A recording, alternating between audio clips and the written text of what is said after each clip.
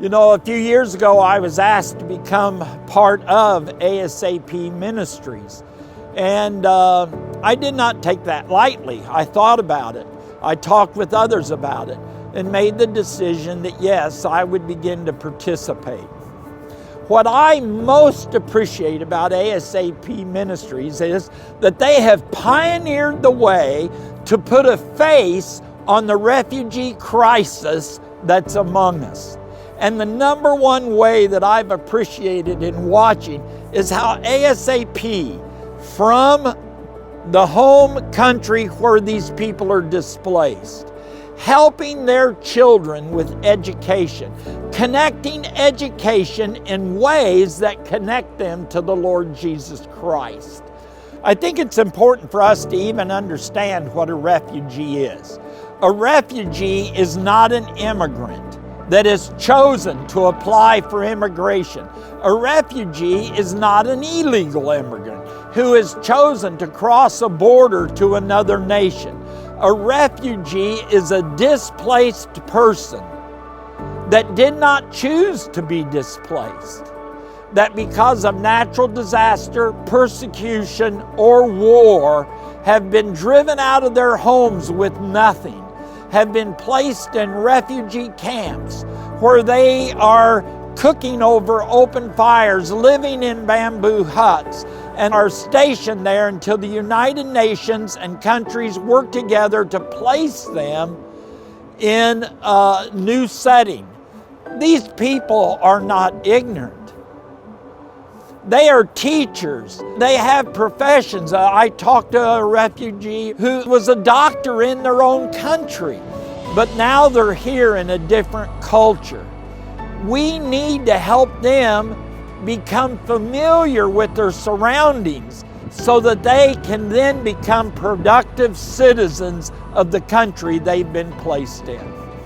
Many years ago, when I first became involved in refugee ministries and became aware of how many were actually coming into our country, every time I was in an airport, I would watch, and I could pick out a refugee immediately, because when the rest of us were picking up suitcases and backpacks, they were coming with just little plastic bags with everything they owned in those bags. And little children, sometimes 5 or 6 little children with them, and I could tell that they were a family. And I remember one in particular where when I came out of the airplane, they were just sitting in the hallway. They did not know that they needed to move to the baggage claim area or the lobby of the airport. So I talked with them a little bit and invited them to follow me, and they did, and I helped them connect to the people who were meeting them there.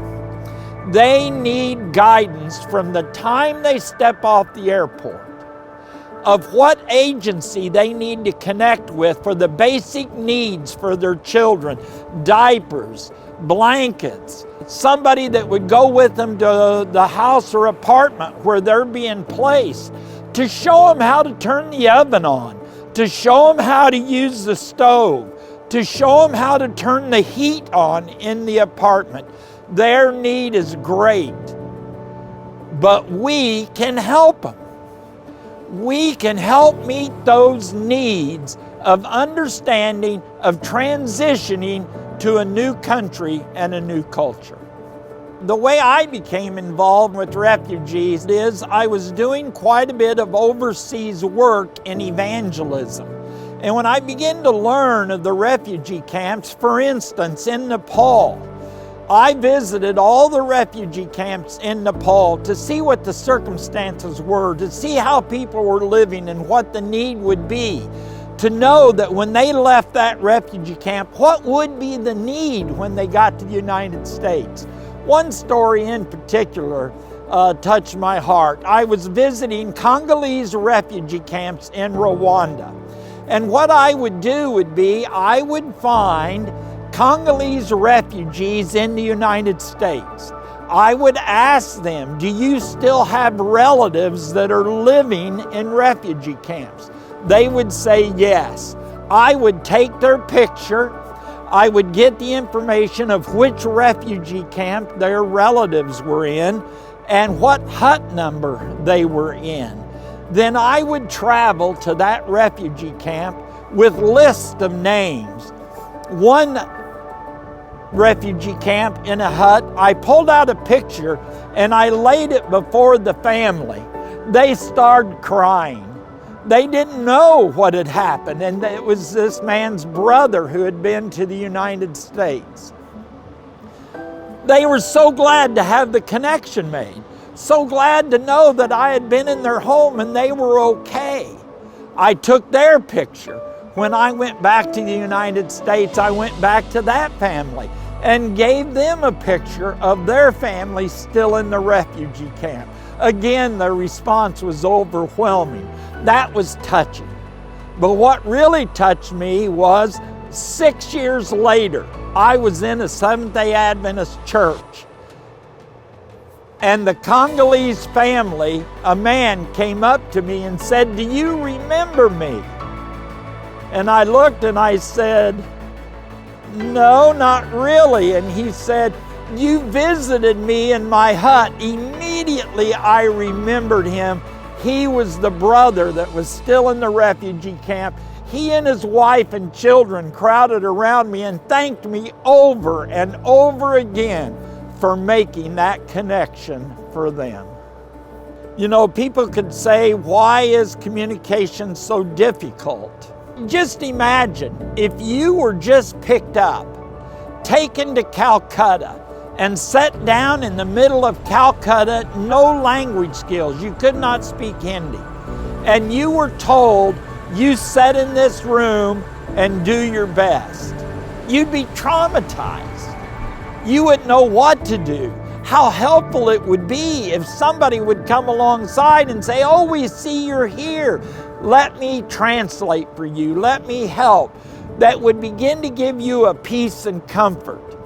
These refugees, they can use technology. They catch on quickly, and when these things are placed in their hands, they build connections. But what about the bridge between the camp and the United States? That's where we can step in and help. Once they become established, they begin to become productive citizens, getting jobs, providing for themselves. We can be that bridge for them. ASAP primarily has been a ministry that has operated in Southeast Asia. But because there's now so much immigration with people groups, unreached people groups, that is taking place from the refugee camp to the United States, ASAP has become very active in the United States in locating where the unreached people groups are, identifying language skills from Seventh-day Adventists and helping them to become Bible workers and pastors to their own language groups. We are seeing an explosion of growth to the point that I believe the fastest growing element in the Seventh-day Adventist Church in North American Division is the immigrant and refugee ministry. Christ has called us to this work. And when He comes again and we say, "Lord, when did we see you?"